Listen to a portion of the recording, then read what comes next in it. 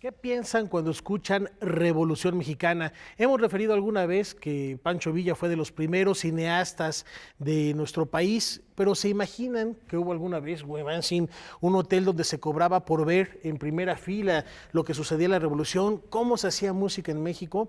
David Dorado nos revela todos esos secretos. Así es, le damos la bienvenida a David Dorado para que nos comente algunas historias que podemos encontrar en este libro. David, bienvenido. Muchas gracias. Primero, Platícanos, sí. sí, como No, dice no. Rafael, primero, ¿por qué irnos a dos ciudades del norte, El Paso y Ciudad Juárez? Bueno, la respuesta fácil es porque esas son las dos ciudades de donde es mi familia. Es una historia personal, es una historia familiar, colectiva. Al mismo tiempo, yo estoy descubriendo, mientras que ambulo en estas dos ciudades, historias que no estaba buscando. Y mi guía era Pancho Villa, ¿no? Este libro lo empecé como parte de una beca que recibí de aquí, de la Ciudad de México, del DF, ¿verdad? El Fideicomiso Rockefeller para la Cultura, USA, Estados Unidos, México. Entonces empezó como un libro de cultura subterránea. Fui a las diferentes calles. Es un libro que sale del andar. Y mientras que yo andaba viendo las diferentes manifestaciones de la cultura subterránea de las ciudades del Paso y Juárez, donde quiera que iba me encontraba a rasgos de la Revolución Mexicana. Y así empieza este libro. Entonces yo le llamo una especie de psicogeografía, que uno empieza a ambular por las calles y encuentra la visión poética de una ciudad.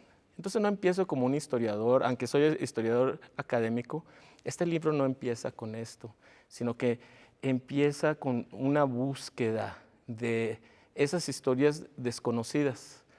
Ahora, las primeras historias que me sorprenden mucho son de dos mujeres.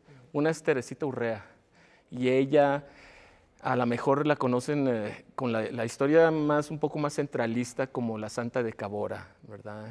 Pero su historia, cuando se leen en la historiografía oficial, pues termina en la frontera.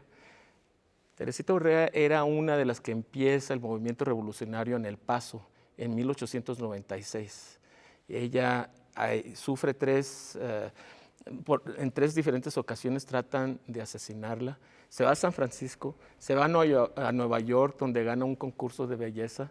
Todas estas historias que para mí eran un tipo de realismo mágico, ¿no? Entonces, de allí empieza mi cuento de la Revolución Mexicana y termina más o menos con otra mujer que se llama Carmelita Torres, que es la Rosa Parks de la frontera.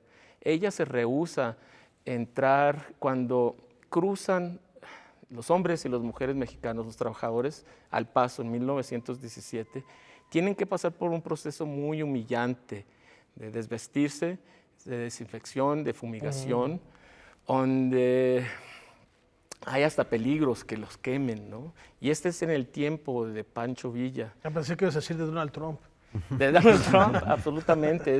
Es que lo que estoy descubriendo es que estas historias se repiten en la frontera.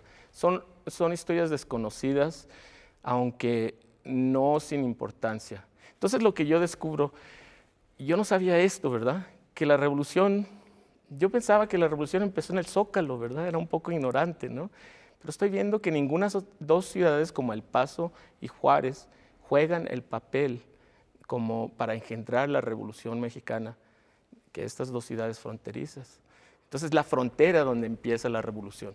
No es como la Revolución Rusa, la Revolución Francesa, ¿no? Que se la toma la Bastilla en París, en los centros del poder. Y en el caso de la rusa, en San Petersburgo, en el Palacio de Invierno, ¿no? Así es. La Revolución Mexicana no empieza en el centro. Aquí está el poder, pero el verdadero contrapoder es la frontera. Y El Paso y Juárez son dos ciudades importantísimas. Y además personajes fundamentales, ya comentabas Teresita Urrea, que congregaba multitudes, de verdad, era ya en su época una mujer admirada. Y también cuestiones tan interesantes como, porque no solo son historias, lo que encuentras aquí, material iconográfico, que son verdaderos joyas, tesoros, que se recuperan y que te ayudan, me imagino, a complementar este imaginario de la revolución. Sí, para mí las fotografías son parte integral del texto. no quiero separarlas, no quiero usarlas nomás para como ilustración, sino como un dato, un documento primario que nos ayuda a ver la otra cara de la Revolución Mexicana, ¿verdad? Entonces todos estos personajes que hablo son personajes que a lo mejor no se han tratado. ¿Cuál era el primer México estadounidense que empieza la división del norte, 15 años antes de Pancho Villa, ¿verdad? Si yo le hago esa pregunta a la mayoría de la gente, a lo mejor no me va a decir que es Víctor Ochoa, ¿verdad? ¿Cuál es la relación entre el magonismo y el teresismo o el levantamiento de Tomochic, ¿verdad? Todas estas cosas que salen en esta zona casi por sí misma, la franja fronteriza es una franja subversiva, ¿verdad? Donde tanto el centralismo norteamericano como el mexicano lo ven como una especie de zona anárquica, ¿verdad? Anarquista. Y pues lo es. Los magonistas usan ese lugar como su base de operación. Hay algo, y refiriéndome a esto que menciona Rafael de la riqueza iconográfica, aquí hay esta imagen que me parece fascinante. Tenemos a Giuseppe Garibaldi. Así es. Aquí en la Ciudad de México tenemos una plaza muy importante para la cultura popular, Claro. que originalmente era en el barrio de Santa Cecilia, en donde llegan muchos, particularmente con Lázaro Cárdenas, muchos músicos de diferentes partes, y como Santa Cecilia es la santa patrona de los músicos, se congregaron en este barrio, ¿no? Pero hay un monumento a Garibaldi, ¿no? Y ahí es como nosotros le llamamos Plaza Garibaldi, y es un nombre que no podemos separar de la cultura popular o del mariachi, pero en realidad nos referimos a un libertador italiano que estuvo con los tarahumaras. Cuéntanos un poco de cómo del siglo XIX este personaje llega a México y termina ahí con los tarahumaras, como en esta foto que acabamos de ver. Bueno, Giuseppe Garibaldi es el nieto del gran libertador de Italia. Él viene con otros mercenarios, podemos decir, de todas partes del mundo, de Sudáfrica, de Italia, en su caso, norteamericanos. Hay afroamericanos que también se unen a la Revolución Mexicana en esta zona del Paso y Juárez, durante la Revolución Maderista. Entonces, él trae una aportación muy, muy importante, y eso es de cómo escarbar a través de los muros, con una especie de, ¿cómo se puede decir? Como palancas, ¿no? Y les da como 300 de estos instrumentos a los revolucionarios para que no tengan que salir a las calles donde pues los pueden ametrallar, ¿no? Donde los pueden bombardear, todo, ¿no? Entonces ellos, es una forma de guerra subterránea, literalmente, ¿no? Que excavan por las paredes de adobe hasta llegar al cuartel, ¿verdad? Entonces, esta era su aportación de Giuseppe Garibaldi, y tantas otras maravillas en las técnicas de los guerrilleros, tanto orozquistas, villistas, maderistas, en esta primera batalla de Juárez. Recuerden que 2 semanas después de la batalla de Juárez cae el gobierno del Porfiriato. Entonces, ¿por qué? ¿Por qué es tan importante la frontera para la Revolución Mexicana? Esto es lo que me pregunto, ¿no?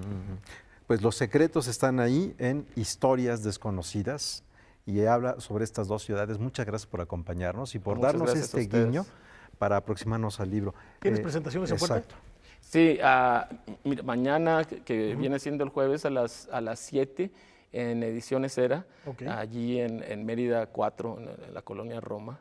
Vamos a estar allí a sus órdenes. Muy cerca de Chapultepec. Así Celebramos y agradecemos este trabajo, de verdad, David. Enhorabuena, y esperemos que sigas recorriendo y trashumando ciudades para tener una segunda entrega. Muchísimas gracias. No, muchas gracias a ustedes.